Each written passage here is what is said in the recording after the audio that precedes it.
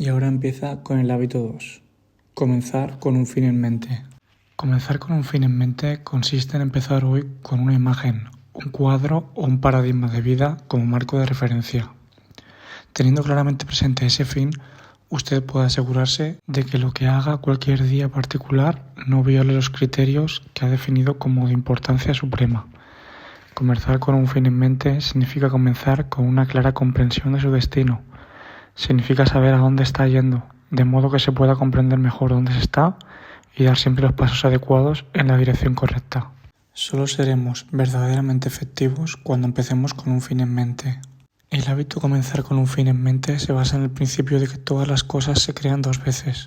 Siempre hay primero una creación mental y luego una creación física. Esto aplica en muchos ámbitos, como por ejemplo la construcción de un hogar, la creación de una empresa, la educación de tus hijos. Siempre tenemos que tener el objetivo en mente y actuar en consecuencia de lo que queremos obtener o conseguir. Ahora nos dice que al fin y al cabo todas las cosas se crean dos veces, pero no todas las primeras creaciones responden a designios conscientes. En nuestras vidas personales, si no desarrollamos autoconciencia y no nos hacemos responsables de las primeras creaciones, estamos permitiendo por omisión que otras personas y las circunstancias que están fuera de nuestro círculo de influencia den forma a gran parte de nuestras vidas. Seamos o no conscientes de ella, la controlamos o no, hay una primera creación en todas nuestras partes de nuestra vida. La autoconciencia nos permitirá hacernos cargo de nuestra primera creación. Dicho de otro modo, el hábito 1 dice que tú eres el creador. El hábito 2 es la primera creación. Anwar el-Sadat, el expresidente de Egipto, dijo que el verdadero éxito es el que se obtiene con uno mismo. No consiste en tener cosas, sino en el autodominio y en la victoria sobre sí. Ahora nos dice que el modo más efectivo que conoce de comenzar con un fin en mente consiste en elaborar un enunciado de tu misión o filosofía, centrándose en lo que uno quiere ser y hacer y en los valores o principios que dan fundamento al ser y al hacer. Para escribir nuestro enunciado de misión personal tenemos que empezar en el centro mismo de nuestro círculo de influencia, ya que es ahí donde tomamos contacto con nuestra visión y nuestros valores. Lo que haya en el centro de nuestras vidas será nuestra fuente de seguridad, nuestra guía, sabiduría y poder. La seguridad representa nuestro sentido de valía, nuestra autoestima.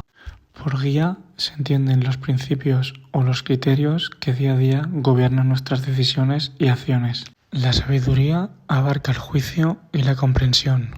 El poder es la capacidad de actuar, la fuerza y la potencia para realizar algo. Es nuestra energía vital. Estos cuatro factores juntos son interdependientes. La seguridad y una guía clara otorgan verdadera sabiduría, y la sabiduría se convierte en la chispa o el catalizador que libera y dirige el poder. Cuando estos cuatro factores están presentes, armonizándose, dan origen a una personalidad noble y a un individuo bellamente integrado. Ahora nos dice que la armonía y el equilibrio de esos cuatro factores anteriores está en función de los paradigmas básicos que se encuentran en nuestro núcleo. A continuación, empieza a examinar brevemente varios centros alternativos. Por ejemplo, centrarse en el cónyuge. Dice que si nuestro sentimiento de valía emocional proviene primordialmente de nuestra pareja, nos volvemos altamente dependientes de esa relación. Y con la dependencia emocional, la relación centrada en el cónyuge revela toda su vulnerabilidad. Siguiente, centrarse en la familia. Dice, las personas centradas en la familia tienen su sentido de la seguridad, de la tradición, de la cultura y la reputación de los familiares, de tal modo que se vuelven vulnerables a cualquier cambio en dicha tradición o cultura. Siguiente centro, centrarse en el dinero. A veces se dan razones aparentemente nobles para justificar la avidez de ganar dinero, como por ejemplo el deseo de cuidar de la propia familia. Y esas razones son importantes, pero cuando uno se centra únicamente en acumular dinero, anula sus propios esfuerzos. Ahora nos cuenta una historia sobre un padre que estaba yendo al circo con sus hijos cuando le llamaron por teléfono desde el trabajo para que acudiera. Este se negó, y cuando la esposa le sugirió que tal vez debería ir, respondió: puedo trabajar mañana, pero las oportunidades de salir con mis hijos son únicas. Esto hizo que durante el resto de sus vidas, sus hijos recordaran este pequeño acto de preferencia por ellos no solo como una lección grabada en sus mentes, sino también como una expresión de amor grabada en sus corazones. Siguiente centro, centrarse en el trabajo. Una persona centrada en el trabajo puede convertirse en adicta y obsesiva, y sacrificando su salud, sus relaciones y otras importantes áreas de su vida.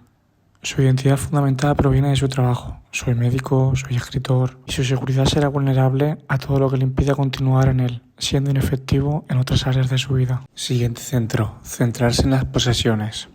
Y no solo en las intangibles, como pueden ser la fama, la posición social o las tangibles, las casas, los coches, las joyas. Dice que si tu sentido de la seguridad reside en tu reputación o las cosas que posees, careces de sentido de la autoconfianza o de la personalidad. Y ante alguien con mayor patrimonio, fama o estatus, te sentirás inferior. Ante alguien con patrimonio, fama o estatus menor, te sentirás superior. Siguiente centro, centrarse en el placer. El placer por sí mismo no ofrece ninguna satisfacción profunda o duradera ni ningún sentido de realización. La persona centrada en el placer siempre acaba aburriéndose. Constantemente reclama más y más, de modo que el nuevo placer tiene que ser mayor y mejor.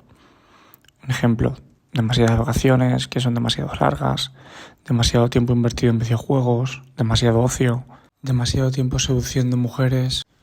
De ese modo, las capacidades de la persona permanecen adormecidas, el talento no se desarrolla y el corazón sufre insatisfecho. Centro de centrarse en amigos o enemigos. En este caso, el espejo social pasa a ser la fuente de los 4 factores que sustentan la vida. Puede tratarse de un grupo de amigos o también exclusivamente de una sola persona, generando dependencia emocional de estas. Por otro lado, sin embargo, también es muy común que la gente se centre en un enemigo. Cuando alguien ha sido injustamente tratado, es muy fácil que se obsesione con esa injusticia y convierta a la otra persona en el centro de su vida. Siguiente centro, centrarse en la iglesia. En la vida centrada en la iglesia, la imagen o la apariencia pueden pasar a ser las consideraciones dominantes de una persona.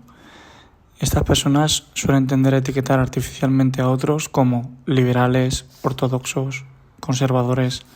Cuando se ve la iglesia como un fin y no como un medio, quedan minados la sabiduría y el sentido del equilibrio. Y por último, el último centro mencionado, centrarse en uno mismo. La forma más obvia de estas personas suele ser el egoísmo. Su seguridad cambia constantemente y sus criterios para juzgar son lo que yo quiero es, lo que yo necesito es, ¿qué tiene eso que pueda gustarme? Todos estos centros mencionados anteriormente son algunos de los centros más comunes a partir de los cuales la gente enfoca su vida. Suele ser mucho más fácil reconocer el centro de vida de los demás que el nuestro propio. Pero, ¿qué hay del centro de su propia vida? Quizá el mejor modo de identificarlo consiste en examinar atentamente los factores que sustentan su vida. Si usted puede reconocerse en una o más de las descripciones anteriores, estará en condiciones de seguirla hasta el centro del que fluye. Lo más frecuente es que el centro real de una persona represente alguna combinación de estos u otros centros posibles.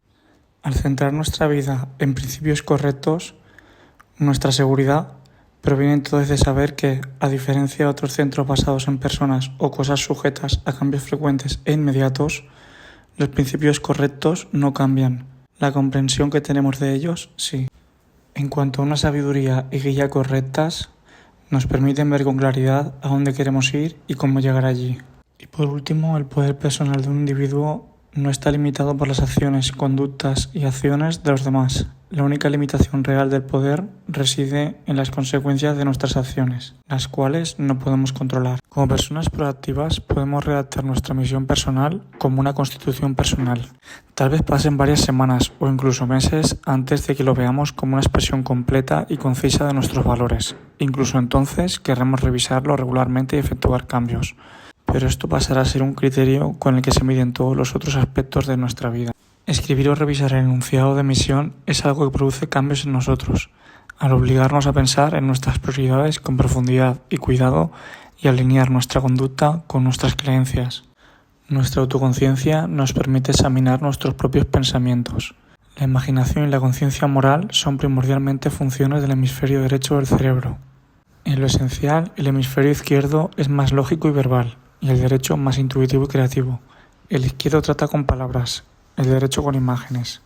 Lo ideal es cultivar y desarrollar una buena comunicación entre los dos hemisferios, de modo que primero se pueda advertir qué es lo que la situación requiere y después emplear la herramienta adecuada para abordarla. Nos dice también que vivimos primordialmente en un mundo en el que predomina el hemisferio izquierdo, en el que están entronizadas las palabras y la lógica mientras que el aspecto más creador, intuitivo y artístico suele estar subordinado. A continuación nos dice que para desarrollar nuestro hemisferio derecho podemos crear conscientemente nuestra propia perspectiva, imaginándonos situaciones que nos gustaría que sucedieran, visualizándonos en el futuro habiendo conseguido cosas que nos hemos planificado. Incluso redactar afirmaciones que ayuden a ser más congruente con los valores más profundos de nuestra vida cotidiana.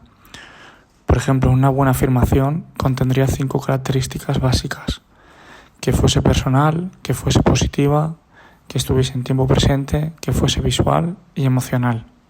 Como por ejemplo, sería profundamente satisfactorio para mí responder a partir de ahora con sabiduría, amor, firmeza y autocontrol cuando mis hijos se porten mal. En esta oración habríamos tenido en cuenta las 5 características mencionadas. Después de haber escrito nuestra afirmación, deberíamos dedicar unos minutos al día relajándonos completamente de cuerpo y mente para visualizar lo que hemos escrito. Si hacemos esto día a día, nuestra conducta cambiará. El doctor Charles Garfield llegó a una de las principales conclusiones en sus investigaciones de que casi todos los atletas internacionales son visualizadores. Lo ven, lo sienten, lo experimentan antes de hacerlo realmente. Comienzan con un fin en mente. Y el lector, nosotros, podemos hacer eso en todas nuestras áreas de nuestra vida. Antes de cualquier tarea o el desafío cotidiano de alcanzar una meta, veámosla con claridad, una y otra vez. Creemos una zona cómoda interior y después, cuando entre en la situación, no nos resultará extraña, no nos provocará temor. La afirmación y la visualización son, por tanto, formas de programación mental. A la hora de identificar roles y metas, uno de los principales problemas que aparecen cuando las personas trabajan para ser más efectivas consiste en que no piensan con suficiente amplitud.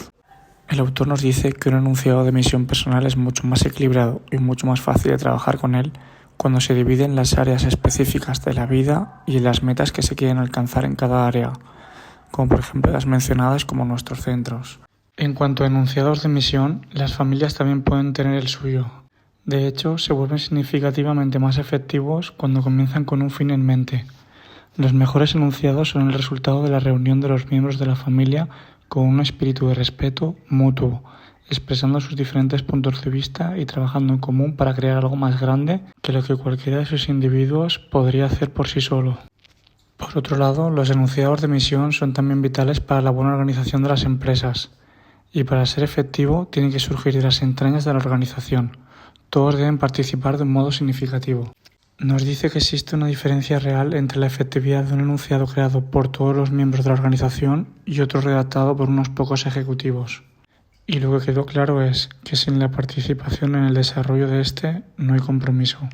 Un enunciado de misión organizacional que verdaderamente refleje el modo de ver y los valores compartidos de todos los miembros fomenta la unidad y un enorme compromiso.